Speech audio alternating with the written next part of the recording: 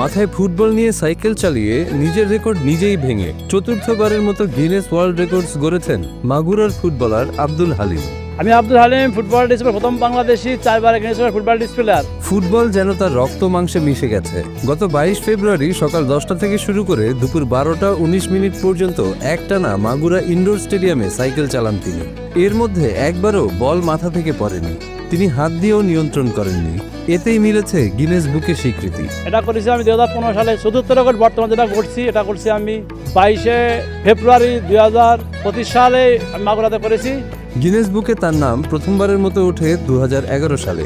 চলতি বছর চতুর্থবার রেকর্ড করার পর এখন বেশ আত্মবিশ্বাসী আব্দুল হালিম। 22 অক্টোবর 2011 সালে আমি প্রথম গিনেস ওয়ার্ল্ড গড়ি এবং মালয়েশিয়ার ইমিংলোর 11.12 কিলোমিটার রেকর্ড ভেঙে আমি 200 কিলোমিটার করে থাকি। বল মাথায় হাঁটা 15.2 কিলোমিটার। দ্বিতীয় রেকর্ড আসছে আমার বল মাথায় নিয়ে স্কেটিং করা। পৃথিবীতে এখন টাচ করতে পারি, আমাদের জায়গা ছিল না, কমলাবাড়ি রেজিস্ট্রেশন করছিলাম। 27.66 সেকেন্ডে 100 মিটার দূরত্ব অতিক্রম করা। তৃতীয় রেকর্ড আসছে আমার বাইসাইকেলে 13.74 কিলোমিটার। গিনেস ওয়ার্ল্ড রেকর্ডস অনুযায়ী মাথায় ফুটবল রেখে 20 কিলোমিটার সাইকেল চালিয়ে এই স্বীকৃতি অর্জন করেন মাগুরার শালিখা উপজেলার শতখালী ইউনিয়নের 6 ঘড়িয়া গ্রামের আব্দুল হালিম। এই কৃতিত্বের জন্য নিজ পরিবার ও প্রতিবেশীদের থেকেও বেশ প্রশংসা কুড়াচ্ছেন তিনি।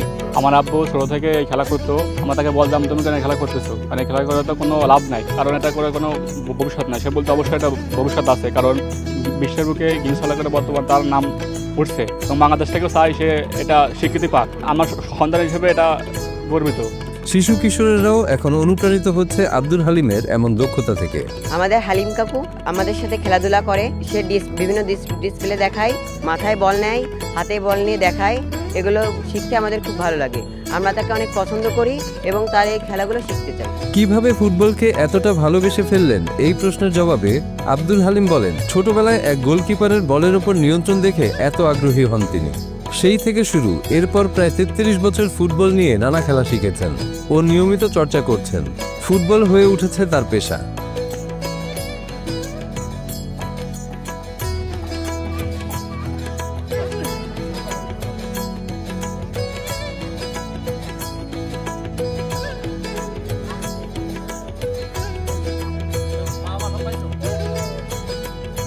ফুটবল চর্চা করতে গিয়ে অন্য কোনো কাজে আর মনোনিবেশ করেননি আব্দুল হালিম।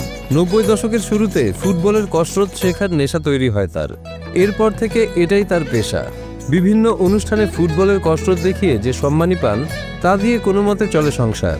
আমি আন্তর্জাতিক পর্যায়ে গিনেস কর্তৃপক্ষ আমাকে 3 বার স্বীকৃতি দিল, রাষ্ট্রীয় পর্যায়ে আমি স্বীকৃতি পাইনি। আব্দুল হালিম স্বপ্ন দেখেন যে কসরত ও কৌশল তিনি রপ্ত করেছেন সেগুলো নতুন প্রজন্মের মধ্যে ছড়িয়ে দিবেন। আমরা যে ধরনের কসরত করি, যদি সারা বাংলার চ্যানেল খুঁজে বের করা হয়, এই ধরনের চ্যানেলকে নিয়ে পা মাথায় এবং এই ধরনের যদি করা হয়, আমার মনে হয় প্রশিক্ষণ দিলে আমার মনে হয় বাংলাদেশ মনে হয় ফুটবলে অবশ্যই মনে হয় ডেভেলপ করা সম্ভব, এটা আমার দৃঢ় বিশ্বাস। যথাযথ পৃষ্ঠপোষকতার মাধ্যমে আব্দুল হালিম কি আরও উদ্যমী হবেন বাংলাদেশকে বিশ্ব দরবারে তুলে ধরতে, নাকি তিনি রাষ্ট্রীয় স্বীকৃতির অভাবে হারিয়ে যাবেন কালের গহ্বরে?